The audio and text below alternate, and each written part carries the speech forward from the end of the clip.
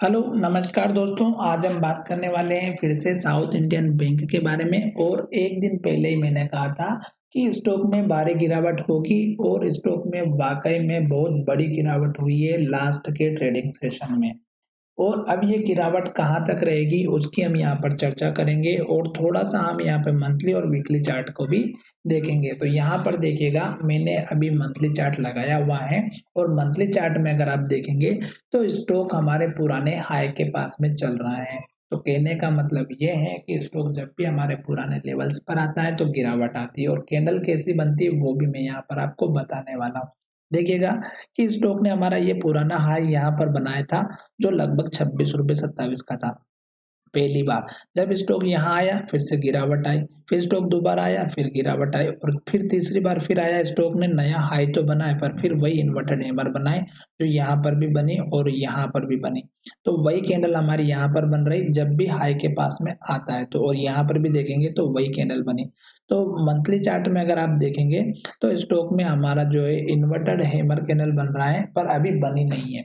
और ये गिरावट अगर आप देखेंगे तो हमें पहले ही वीडियो के माध्यम से बता दिया था और स्टॉक अभी चल रहा है अप ट्रेंड में। क्यों? क्योंकि 9 मंथ का जो मूविंग एवरेज है वो हमें इंडिकेट कर रहा है कि स्टॉक ने यहाँ से अप ट्रेंड दिखाया था। उसके बाद स्टॉक ने यहाँ पर अब सपोर्ट लिया, फिर स्टॉक यहाँ पर सपोर्ट लेते हुए लिया तो नहीं पर सपोर्ट लेने की कोशिश की और स्टॉक फिर से ऊपर चला गया। तो अभी ये 9 मंथ का मूविंग एवरेज कुछ इस तरह से सपोर्ट देता हुआ हमें नजर आ सकता है लॉन्ग टर्म में, अप ट्रेंड में। अब बात करते हैं वीकली चार्ट में। तो वीकली चार्ट में अगर आप देखेंगे तो यहाँ पर 4 वीक की कैंडल हमारी पॉजिटिव है और हर एक कैंडल को देखेंगे तो ग्रीन बनी है और हर एक कैंडल का हाई ब्रेकआउट हुआ है। पर लास्ट की कैंडल देखेंगे वीक की तो रेड कैंडल बनी है और इसने ना ही हाई को ब्रेक किया, ना ही ये ग्रीन कैंडल बनी और इसने क्लोजिंग भी लो की तरफ दी है। तो इसका मतलब ये है कि स्टॉक हमारा यहाँ से गिरने के लिए तैयार था। अब ये तो हमें वीकली चार्ट में समझ में नहीं आएगा, ये डेली चार्ट में मैंने ऑलरेडी वीडियो बनाया था जिसमें कहा था कि स्टॉक में भारी गिरावट होगी।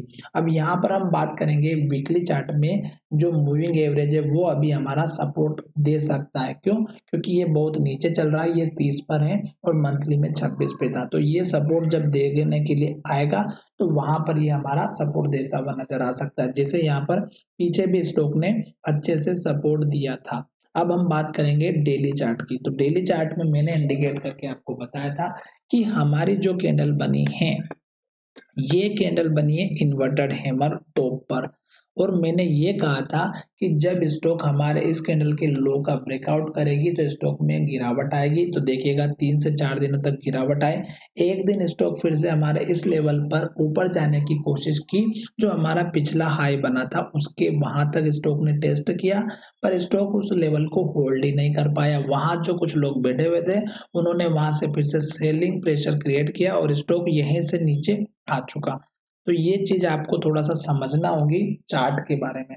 उसके बाद स्टॉक ने फिर से इन्वर्टेड हैमर बनाए और जैसे स्टॉक ने हमारे इस लो को ब्रेकआउट किया, स्टॉक में एक भारी गिरावट आ गई। अब स्टॉक ने जो भारी गिरावट दिखाई, वो अगर आप देखेंगे तो हमारा जो पुराना हाई लेवल था यहाँ तक दिखाई है। तो अब हमारे लिए जो सपोर्ट लेवल बन रहा है वो कहाँ पर बनेगा अगर हमारा इस कैंडल का लो ब्रेकआउट होता है तो? क्यों? क्योंकि मार्केट पॉजिटिव होने के बाद अगर स्टॉक हमारा इस तरह की रेड कैंडल बना रहा है, भारी गिरावट के साथ में लो के पास क्लोजिंग हुई है, तो इसका मतलब ये हुआ कि अब हमारा ये लो भी टूट के नीचे जा सकता है। तो उस केस में सपोर्ट लेवल आपको कौन-सा रखना है? मूविंग एवरेज भी अगर आप देखेंगे तो वहाँ से ही स्टॉक में नीचे की तरफ आ गया। तो डेली चार्ट में आप समझ रहे होंगे कि हमारा जो मूविंग एवरेज है वो 36.5 पे था। तो धीरे-धीरे क्लैरिटी आती रही मंथली चार्ट में, वीकली चार्ट में, डेली चार्ट में। अब स्टॉक हमारा इस कैंडल के लो का ब्रेकआउट करता है ₹35 का, तो नेक्स्ट सपोर्ट लेवल आपका कहाँ रहने वाला है? सबसे इम्पोर्टेंट जो सपोर्ट लेवल रहेगा वो तो रहेगा हमारा यहाँ पर, जो बहुत नीचे है ₹27-28 का।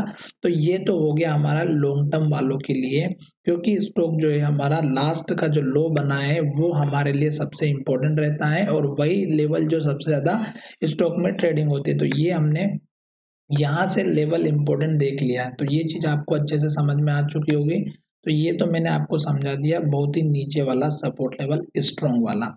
अब मैं यहाँ पर आपको दिखा दूंगा कि स्टॉक का पास का सपोर्ट लेवल कौन सा है, क्योंकि स्टॉक चल रहा अप ट्रेंड में, हाई बनाने के बाद गिरावट जरूर आती है और फिर स्टॉक का जो लास्ट का लो है वो हमारा सपोर्ट लेवल बनने वाला है। तो कौन सा सपोर्ट लेवल है लास्ट का लो, यहाँ पर देखिएगा ये स्टॉक ने हमारा लो बनाया था, तो ये अब हमारा सपोर्ट लेवल बनने वाला है जो मैंने ब्लैक कलर से बनाया। अगर स्टॉक हमारे इस लेवल को होल्ड करता है और स्टॉक यहाँ से ऊपर जाता है तो नया हाई बनाएगा, उस केस में टारगेट आपको ये जो पुराना हाई है वही रखना है। और स्टॉक अगर यहाँ से गिर के फिर से नीचे आता है तो इस कैंडल के लो का आपको सपोर्ट रखना है और इस कैंडल का हाई का, तो ये आपका दूसरा सपोर्ट लेवल रहेगा जो हमारा पुराना हाई लेवल बना है, क्योंकि स्टॉक जब भी सपोर्ट बनाता है तो पुराने लेवल्स को ही टेस्ट करता है।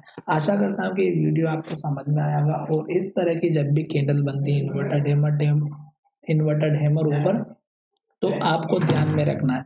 तो यहाँ पर ये देखिएगा इसमें भी वही चीज बनी थी और गिरावट का मौका पहले ही दे दिया था, पर जो लोग अच्छे समझदार होंगे और हमारे वीडियो को फॉलो कर रहे होंगे उनको पता चल चुका होगा और उन्होंने अपना प्रॉफिट बुक कर लिया होगा। तो चलिए वीडियो कहीं विराम करते हैं, धन्यवाद, मिलेंगे नई वीडियो में।